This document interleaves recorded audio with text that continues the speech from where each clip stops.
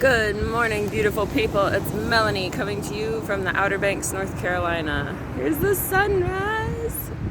Here's a little dog. There he goes. Little doggy friend. Yay! I wanted to get on here about two things. Whoa. I just finished yoga and apparently my hands aren't working anymore. So, two things. Number one, I had somebody contact me in my DMs. It was a lady, and she asked, what do you do when it feels like all hope is lost and you can't find your faith again? I can't tell you the number of times that I've been there.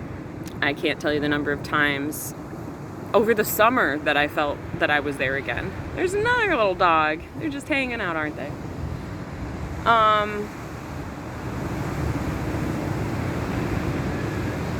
When I lose my hope and I lose my faith, I know I'm not connected to God.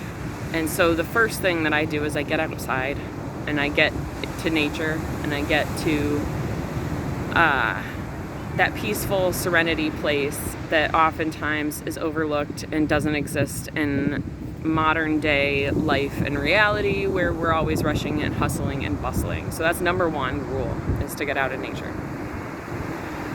Number two is I try to get into the present moment, and I try to feel into the present moment, and I try to feel as to why I feel the way that I do.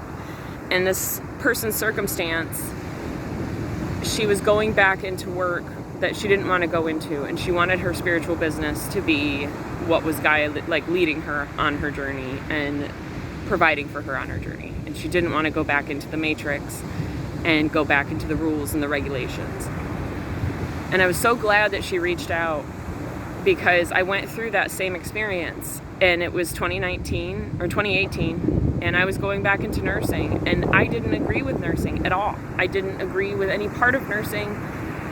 And I chose hospice because I was like, well, I don't have to help them get better. I just have to help them pass on. But even then, I realized how sick and diseased we are, even in the process of death. And that was something I struggled with. But I had to feel into why I was going back. I had to think about the lessons that I was learning. Like, I knew spiritually, I was like, I am going into this to relearn things that I didn't learn the first time around, and I don't know what they are, but I need to just put my head down and deal with it and go.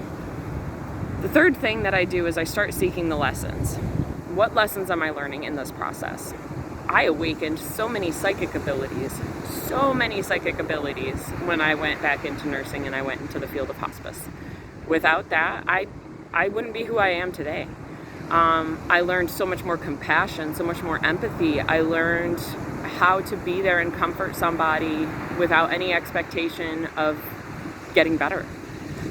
These were powerful tools, powerful lessons, and they've made me a better human being. And I wouldn't have had that opportunity had I not, or I wouldn't have had that learning experience had I not gone back. And so, let's see, we get out in nature. We sit with why we're feeling the way we're feeling. We seek the lessons of what we're going through. And then we find our gratitude. And that was very hard for me to do, but I did do it because I was getting paid. And I was able to make money again. And I was able to be independent again. And I was able to pay back a lot of the people that I owed money to. And so those were all powerful things to have gratitude for. I was able to support myself, my girls, and my ex-husband at the time. Like, there was crazy shit that went down. So, and know that, I guess the fifth thing would be to know that it's not permanent. Nothing in this life is permanent. And where you see yourself going today may change in 6-7 months' time. Mine changed in 7 months. Within 7 months, it all flip-flopped back around and I came back home. I chose to go live in Durham, North Carolina, a big city, with family that, that whole relationship changed. And it wasn't here. And this, I feel so called to being here. So that was such a huge change, such a huge life lesson learning moment in my life. And it brought up all the feels when this woman asked, what to do. And how to find hope and faith. And so I thought that it was necessary to share this with all of you, because I'm guessing that, you know, if you're watching these videos, you might feel some of these feelings. You might be going through some of the things that I went through, and maybe you're here to allow me to help you and help you move forward through the difficult times. And so I'm here to share my experiences. I'm here to share the wisdom and the knowledge that I've gained on this process. You know, I guess I'm going to do the second video separate, because it's a very different topic and we don't need to mash it all together. So with all that said, I hope that this helps you guys on your journey a little bit. Also, the number one thing, I didn't even mention this, and I should have, but the truly number one thing is to find a higher power. I went to AA for many years, and they always talked about finding your higher power and not having a higher power have to fit in a box. So if you want to believe in God and Christianity and the Bible, that's great. If you want to believe in a toaster oven as your higher power, then you do that. I'm not so much of like idolship of toaster oven, but having